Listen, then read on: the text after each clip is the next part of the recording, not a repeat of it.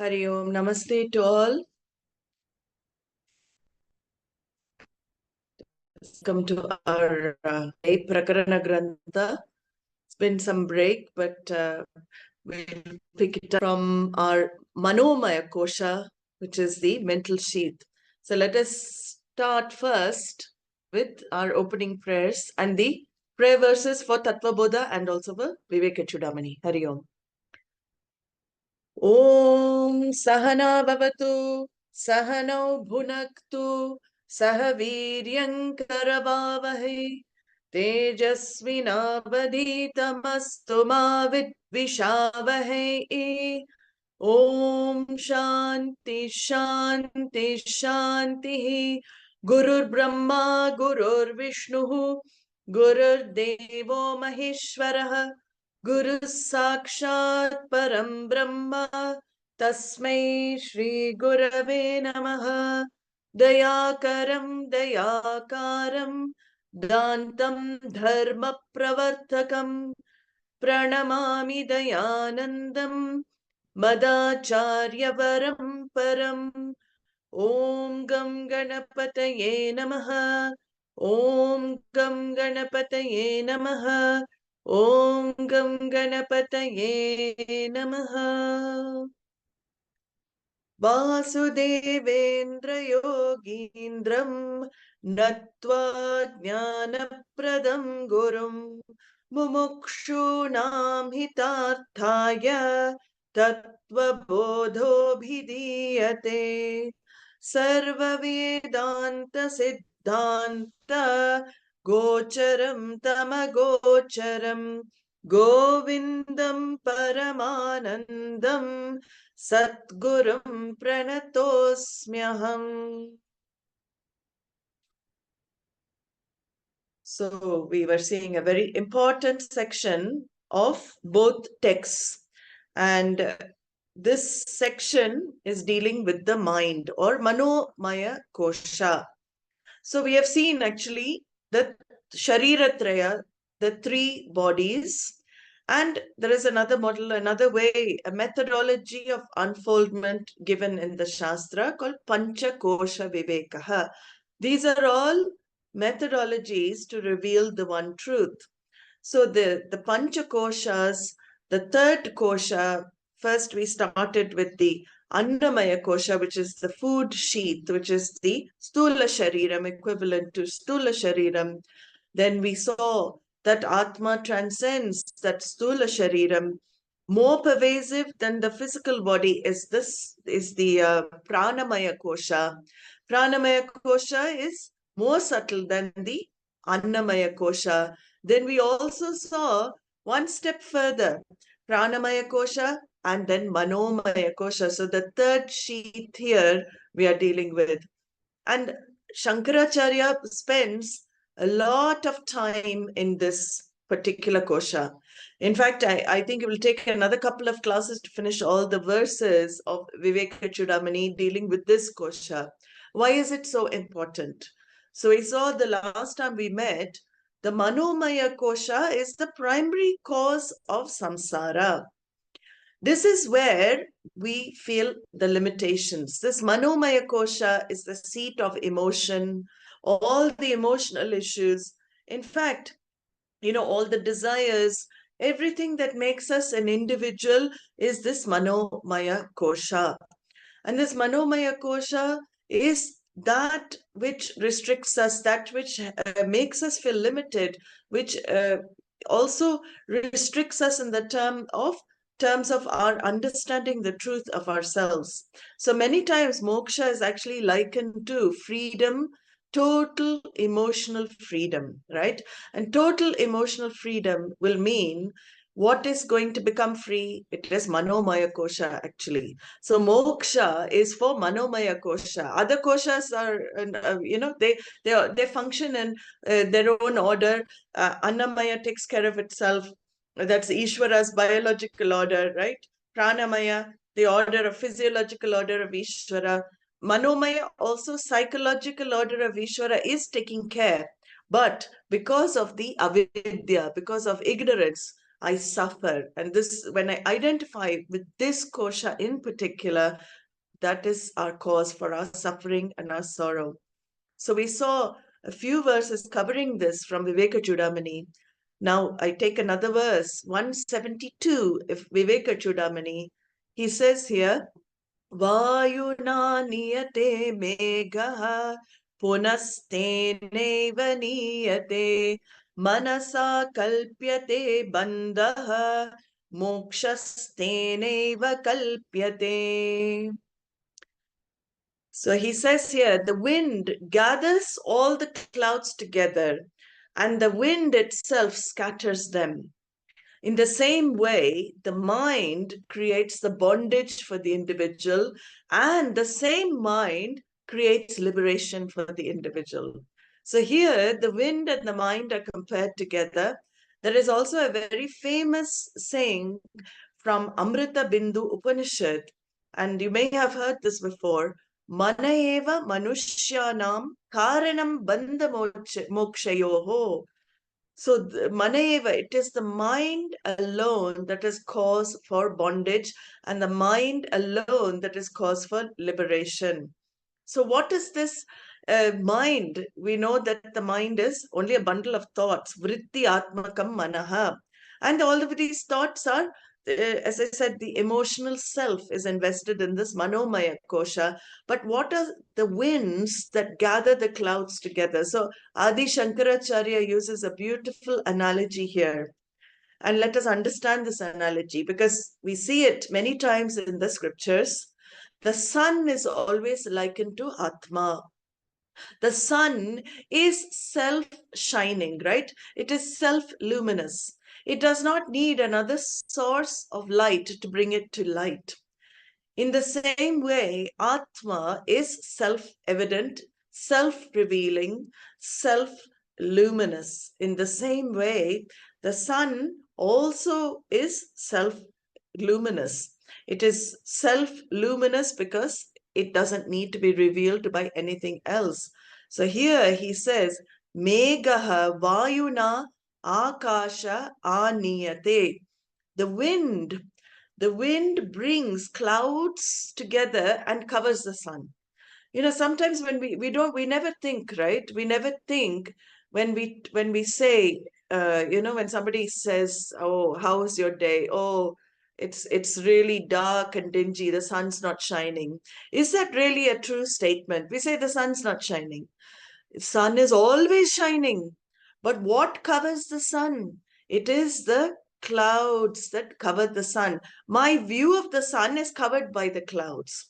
So actually, what the honest truth, the truthful way of saying this is that my eyesight does not reveal the sun shining because the clouds are covering the sun shining. So this is exactly the same way. What he's saying here, the wind here is like the mind. And the mind has two particular enemies that Krishna talks about that distract us, that disturb us, that keep us bound to this life of becoming, this life of samsara.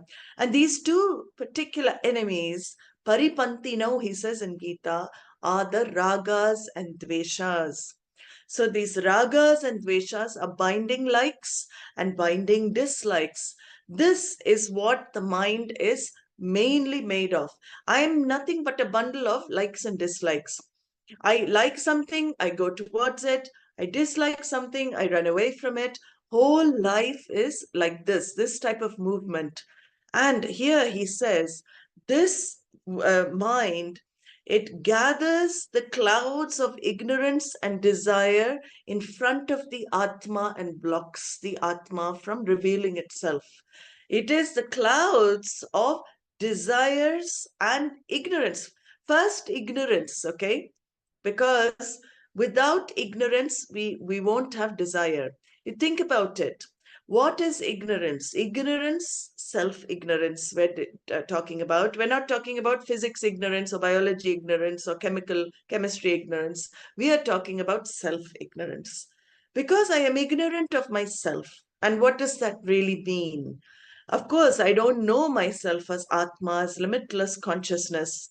But I limit myself by ignorance, saying that I am nothing, I am nobody, I am lacking, I am inadequate, I am not enough, I am not good enough, I am all of these feelings. Every human being, it is very natural, has about themselves. If you dig a little bit, it'll definitely be there. It may be covered by a huge ego which says, I have done this, I have done that. But the people with the largest ahankaras, the biggest egos, they are the ones who are hiding the smallest self inside. So every human being has this small self inside, and that small self is constantly, feeling a sense of inadequacy, a lack of satisfaction, however much is attained in this world. Okay. And this is what Shankaracharya is talking about. This is the main cloud that covers Atma, your true reality, your true nature from yourself, is this cloud of self-ignorance. And because of the cloud of self-ignorance, other clouds are also gathering, Other clouds also come and totally block out the Atma, the sun, totally block out the sun, which is Atma. What are these other clouds? Because of the self-ignorance, fundamental self-ignorance, then desire starts appearing in the mind. Desire is always for fulfillment, right? Any desire you have is for feeling satisfied, is for feeling happy, is for feeling fulfilled. That is why desire comes in the mind. And what does the mind usually tell? The mind says, if I get this, if I have this, if I achieve this, if I do this, I will be happy. This is how the mind keeps telling itself. I need this thing in my life to be happy. I have to achieve this in my life to be happy. So it fools the mind thinking I will discover complete satisfaction if I achieve something or other. That is called cloud of desire. And that is actually taking you away from your true nature. By giving into our desires again and again, we are clouding our true self from shining forth. So this is what he says here. Meghaḥ vāyunā ākāśā nīyate, this wind, the wind of the mind, replete with ragas and dveshas, gathers the clouds of ignorance and desires in front of the sun, which is Atma, and blocks that sun from manifesting, blocks the Atma from shining to its fullest, revealing its glory of limitlessness, completeness, and total joy. That is what we want. Then he says here, at the same time, punastenaiva nīyate. Punastenaiva nīyate. But at the same time, it is the same wind, that is the mind, which dispels the clouds of desires and ignorance also. It is the same wind in front of the sun that removes the clouds, right? The wind removes the clouds and the sun is seen all its glory. So the mind is a necessity. Manomaya kosha is very important to understand that it is mithya. You need the manomaya kosha for understanding to take place. He says here, manasā kalpyate bandhah. This mind alone is a cause of bondage. So in the 6th chapter of Gita, Krishna talks about this very famous verse where he says, your mind is your worst enemy. Your mind is your best friend. Uddaret atmana atmanam avasādayet atmaiva atmano bandhu atmaiva ripuratmanaha. Your mind, your body-mind sense complex is your worst enemy. At the same time, your body-mind complex is your best friend. He says this paradoxical statement in the 6th chapter of Bhagavad Gita. What does he mean by that? He means, if you learn to manage your body-mind sense complex, it becomes a friend to you. You become master of it, it becomes a friend to you in the spiritual pursuit. And not just spiritual pursuit, it becomes a friend to you in all your pursuits in life, because you are the master. You tell the body, mind, senses in which direction to go, which direction to turn. So body, mind, sense complex is mastered by you. It becomes your friend. An ill-disciplined, undisciplined body, mind, sense complex becomes your worst enemy. That means it takes you over. You become the slave to your body, mind, senses. And whatever thought comes in the mind, what happens? You'll go along with it. Whatever taste your tongue wants, you will go after it. There is no thinking here. Oh, will this give me any issues in future? Will eating this whole bar of chocolate really give me all the health, wealth, and happiness that I want? No, it's not going to. Eating one whole bar of chocolate is going to give you a lot of weight and maybe lead to diabetes. But when the body, mind, sense complex is ill-disciplined, you have not been able to keep it under your reins, then definitely there are consequences one has to face. And that's why Bhagavan says can become your worst enemy. And that's why he says here, manasā kalpyate bandhā, and mokṣastenaiva kalpyate. It is also responsible for moksha. The same mind can free you, can liberate you. First of all, you learn to master it. Don't go along with all its fancies and its frolicking. Let the mind have it has its own order. See, according to your background, according to your upbringing, nurture and nature, we saw in the Gita class, both are important. All this has gone to form your thinking. And if you go along all the time with the thinking, you will be led astray. That is where the Vijnanamaya Kosha that we're going to see next has to hold sway over Manomaya Kosha first. You have to hold the reins of the mind tightly, guide the mind in the right direction, which is good for you. So here he says very beautifully, the clouds of ignorance and desires and raga, dvesha are dispelled by a mind that is your friend. You are in charge of your mind. Nothing is in control of your mind. You are the one who is the master of the mind. You claim your mastery over the mind. Don't let the mind master you. Don't become a slave to your thinking, your habits. Learn to question when your thoughts go in a certain direction. So in the next verse, he continues with this topic. He says here, dehādisarvaviṣaye parikalpya rāgaṃ badhnāti tena puruṣaṃ paśuvadguṇena vairasyamatra viṣavat suvidhāya paścād enaṃ vimocayati tanmana eva bandhāt. Again, carrying on with the carrying on with this Manomaya Kosha, he says the mind causes attachment for the body and the sense objects. It's the mind that causes the attachments for the body. And he says these attachments bind a person like an animal is bound by ropes. These are the attachments that keep you bound all the time, like an animal, that you're attached by ropes. The animal wants to be free, but it can't. But here, you yourself are binding yourself. And then he says again, the opposite way. So we don't get the idea that the mind is at fault and we need to get rid of the mind. No, he says thereafter, the same mind creates a distaste for these sense objects and it regards them as if they were poison. And the same mind liberates one from this bondage. So again, he's reiterating what was said in the previous verse.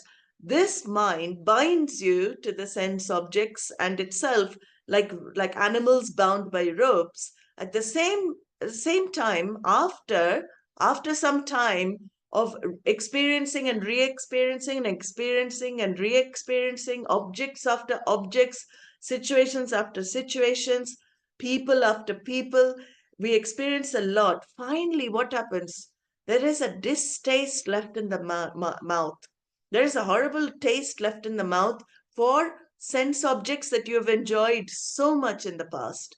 And you actually see them like poison. Like, sometimes it happens. I don't know whether any of you had the experience when you have, love something so much and you experience it again and again and again. There comes a moment where you say, oh, I don't want it anymore. Yuck. I've had enough of it. So this is what he's saying here. Same, the distaste, the same mind which loved something so much can hate it. It can go to the opposite. And the same, this mind liberates person from bondage. So Shankaracharya is elaborating on the previous verse. Again, because of the binding likes and dislikes, the mind is full of ragas and dveshas, and it binds you like an animal, okay? Keeps you bound in this life of becoming. So let us get this clear. Then is it wrong to have likes and dislikes? Should I not like anything? Should I not dislike anything? No, that is not what is being said. There is no harm in having preferences in life. We are all, of course, unique human beings. Everybody is unique because of their own likes and dislikes. I may like to have a tarantula coral on my arm. I've seen people who love these big spiders and creepy crawlies. They have them all over their body, and some person may like that, but you may not like it. So we all different individuals. Some people like something, some people like some other thing. Some people don't like what you like, and you don't like what they like. So like this, we are made, so beautifully. We're made in variety. Whole universe is variety. So there's no harm in having your preferences. But if you allow your preferences to become necessities that determine your mental state, that is called bondage. Don't allow preferences to become necessities that determine your mental state. What does that mean? It means, if I don't get this, I am depressed. If I get this, I'm happy. That is it. The necessity that becomes a necessity for my life, and it controls my mental state. I go up and down with what happens to me and what I gain in my life. So here he says, puruṣaṃ tena badhnāti. So the person has become a slave of the mind, not the master. Slave of the mind means a thought arises. So how does thought arise? Do we really know? I don't think even scientists can find the source of thought. Of course, they know different parts of the brain trigger different types of thinking, but nobody actually can tell where thought arises from. Vedānta says thought is only inert. Because of consciousness lighting it up, it is aware. It becomes, in the mind, you become aware of the thought in the mind. Consciousness and the thought lit up in the mind makes you aware of the thought. But we don't have that space, that awareness. We have not developed it from young age. So what happens usually? The thought arises. And where does the thought come from? The thought comes from your karma. So everybody has different thoughts, right? Involuntary thoughts that you get are karmic reactions from past. So your thoughts also are based on your prarabdha karma. It is Bhagavan's order. He is releasing the particular thought from your causal body, right? All the thoughts are sitting there in causal form. Who is the karma paladata? He releases, oh, this thought. Now this person has to go through this experience. Let me give this thought. Then the next thought. But what do? We actually, sometimes we don't even think. Is it good to go along with the thought? Is it good for me to follow this? Is it good for me to get this? We don't think because we're driven by the thought. This is called slave of the mind. When I don't have the space to see whether going along, should I act on this thought? I should have that space to question, is it good for me to act upon this thought? Not go with it mechanically and impulsively. So thought comes, we go after it without questioning, and it becomes an action. And as soon as the thought transforms into activity, karma is the consequence, karma phalam. So you create punya and papa going along with the thought. See, terrorists also have thoughts, right? If you think people given to crime, they will also have thoughts, oh, murder this person. But what happens? There's no buddhi there to think, if I murder, what will happen? No. This just going along, because this is how people live. They live with this bondage, slavish thinking, slave to the mind. He says here, paśuvadguṇena, just as a person binds an animal with a rope. We are all bound like animals with the rope by our own minds. And it's a very interesting word he uses here. He uses the word guna. So guna has two meanings. Guna actually means rope. Guna also means qualities of sattva, rajas, tamas. We have seen this in the Gita. And the three gunas of the mind are like ropes that bind us. It is the three gunas, in fact, that create various types of thoughts. As we've seen, sattva guna creates thoughts of peace, of contentment, of satisfaction.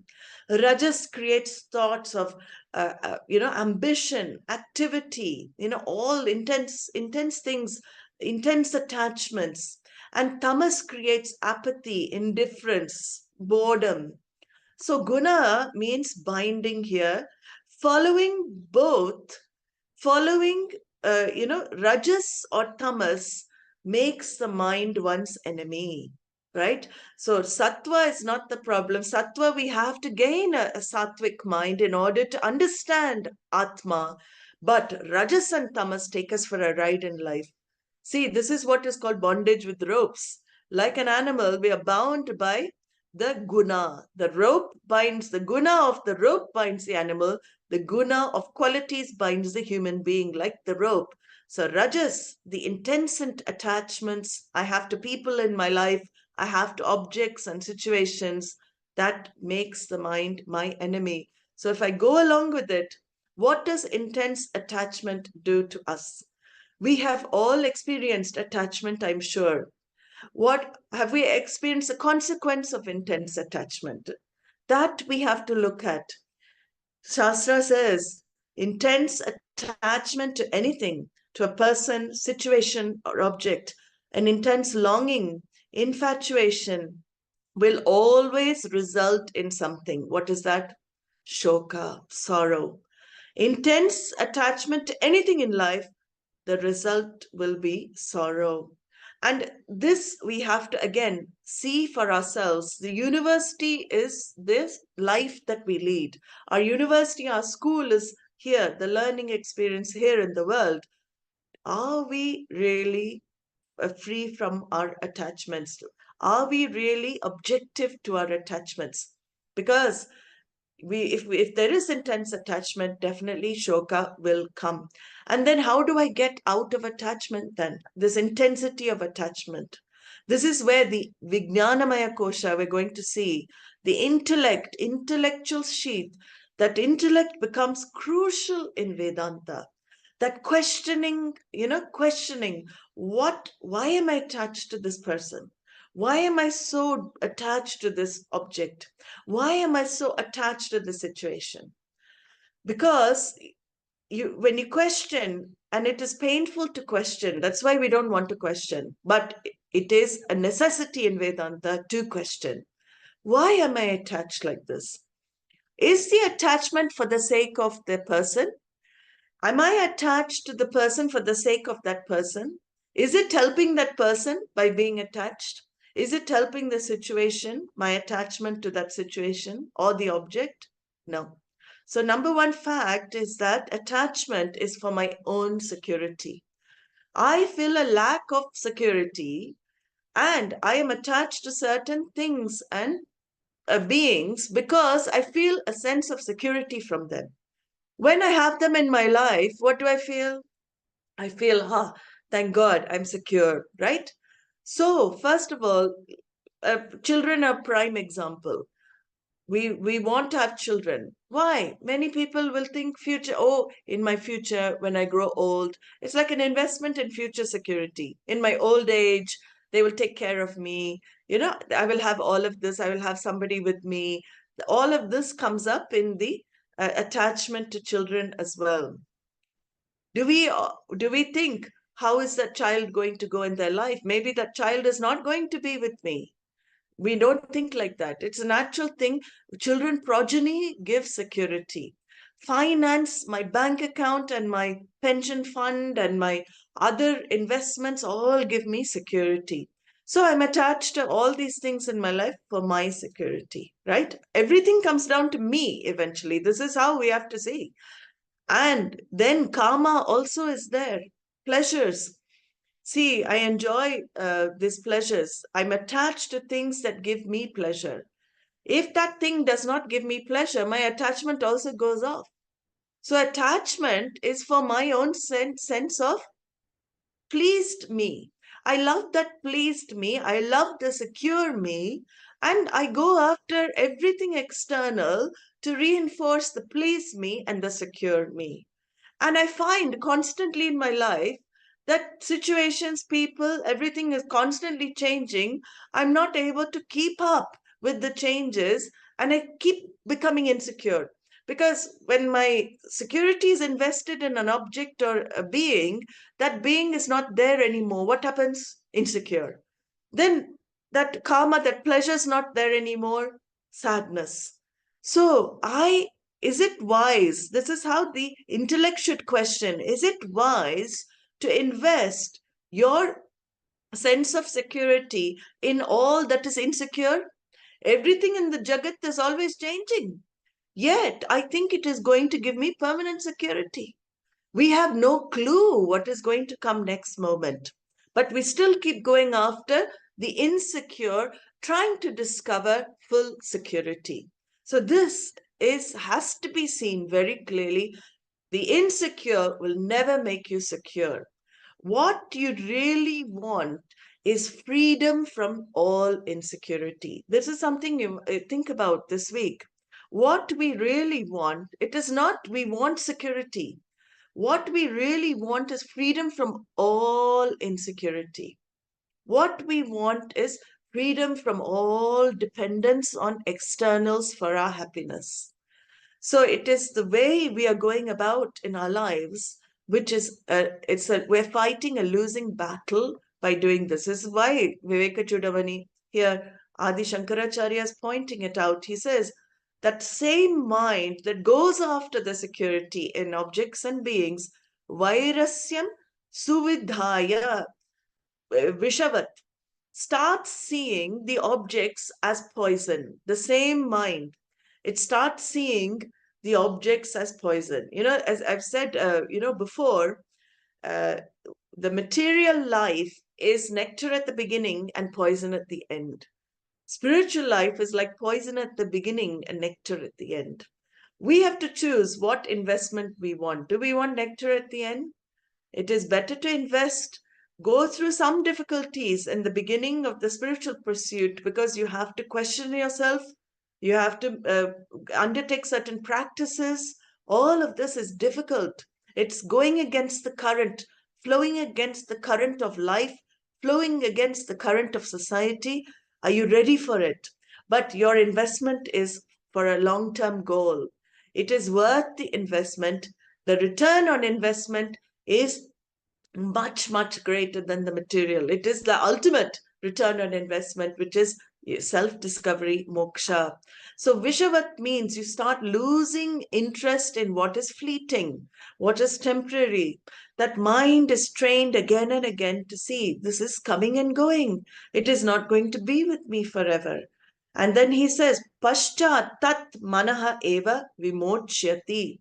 The same mind that was so super attached to things in the world, this very same mind develops a dispassion towards everything in life. It starts seeing very clearly the limitations of what things can give you, and it starts getting vairagya, dispassion, and this dispassion will free the person ultimately. Dispassion is one of the qualifications for the spiritual seeker, and that dispassion will free the mind ultimately. In the next verse, he talks about the qualities and how they are responsible for our bondage. He says here, Tasman manah karanamasya jantoh bandhasya mokṣasya cha viḍāne bandhasya heturmalinam rajogunaihi mokṣasya shuddham virajastamaskam. Therefore, he says, the mind is both the cause for liberation as well as bondage. And when it is tainted with rajas, it causes bondage. So rajas is the main quality. Of course, with rajas comes tamas as well. You have to include rajas and tamas are the ones that bind the mind. When he says it is free from rajas and tamas, it gives you liberation. So the whole of spiritual practice is to free the mind from this rajas and tamas. He says, Tasmat, therefore, manaha asya jantoho bandhasya vidhane karanam. The mind is the only cause for bringing the bondage for the jantus. Jantus means those who are subject to birth. So here, instead of jivas, he uses jantus. Those who are subject to birth. Who is subject to birth? People who have not discovered the self. You have to be born again and again, take on. So he says here, when the mind is impure, impurity of the mind is classified. Now we know impurity of the mind is when it's tainted with rajas and tamas. So when there is, and we have to qualify this, we have to look at it relatively when it's tainted with too much rajas, excessive rajas and excessive tamas. Because as we have seen, we need the gunas to be active in the world. We need a level of rajas. I can't, if I don't have any rajas, I won't do anything in life. So I need a level of rajas even to brush my teeth and have a wash, right? So rajas, a good quantity of rajas is needed in the right direction. And I need tamas as well. If I don't have tamas, I'll never go to sleep. When will the body and mind rest if I don't have tamoguna? So the gunas actually in a certain measure are good for the person. You need a certain balance of gunas. But here he's talking about impurity when there's excessive rajas. Excessive rajas means you will be trapped in material pursuit. You cannot avoid it. This and the whole of Jagat these days, you can see, is excessive rajas.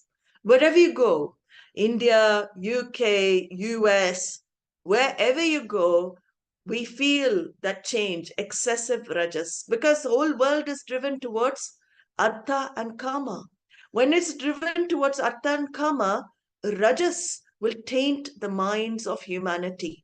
So whole of humanity is actually, we're becoming more and more impure in more ways. In fact, today I was just reading a BBC article, and it just said, there was an article that said, the sickness of modern times. It seems, they did some research, and people are actually becoming more and more ill. More and more illnesses are coming up, more and more mental and physical diseases, and they're questioning why. If they come to us, we will tell them why, because we know exactly why. When the rajas increases to such an extent, definitely body and mind are going to be affected for people, because it is going to be burnout, right, eventually. And samsara is this, the impurity. You get trapped in the world when you are living this type of fast-paced existence without any kind of respite, any kind of break, any kind of contemplation. So he says here, malinam manaha bandhasya hetuhu. This impure mind is the cause of your bondage, to be tied, down by ropes, to feel the sense of limitation, to always feel this, as I said, HOLE, always feel this hole in you, not WHOLE, not feeling whole. So, rajo gunaihi malinam, this rajas and tamas, too much wandering mind or dozing mind, So wandering mind, dozing mind don't allow me to meditate. They don't even allow me to effectively work. So too much of that may not be, I'm not, I won't be able to be quiet with myself. I will always be pushed into activity. So non-dormant, non-wandering, alert mind is what one has to learn to cultivate in Vedanta. That non-dormant, non-wandering alertness of mind is what we call sattvic mind. Now you can see how beautifully, Krishna brings in Karma Yoga. Bhagavad Gita is the text to prepare the mind for Shuddha, for purity. He says that Shuddham Manaha Moksha, Shuddham Manaha Moksha Hetuhu. The pure mind is the cause for liberation. It is not direct cause, it is the indirect cause for liberation. Direct cause for liberation is only knowledge, because liberation is ignorance, is discovering yourself to be the form of fullness, completeness. That is liberation, and that is only through knowledge. So direct, it is knowledge. Indirect, you become a guna brahmana first. So we saw this in the Gita. Sattva, rajas, tamas. We're aiming for this balance of gunas in our system. I should be sattvic predominant, rajas next, and tamas last. So whatever practices we can do, we learn, we learn to find this sattva first, rajas next, tamas last. And karma yoga contributes towards this, and purifying the mind, practices of meditation, all of this. Then Adi Shankaracharya promises this moksha is a surety for you in your life. Liberation is a guarantee for you if you can find that state of mind, the state of mind required for moksha to happen. So we all have to learn to become guna brahmanas. By quality, brahmanas. By quality, this particular sattva guna predominant. So with this, he is going to go on to a few more verses talking about the importance of two particular qualities, viveka and vairagya, which have to be cultivated for, again, the mind to become still and steady, and for you to become the master of the mind. We will see that in the next class. I'm going to end it a little earlier today. I've got some other meeting. But you think about this, all that has been said today is very important to help train your mind to understand the limitations of what we are actually doing in our world. It is very important to keep seeing that, and only then can the full spiritual pursuit bless us. So let us spend the time in some contemplation and see what life is really about. Next week we'll meet and we'll carry on with the Mano Maya Kosha. A few more verses. It's very interesting.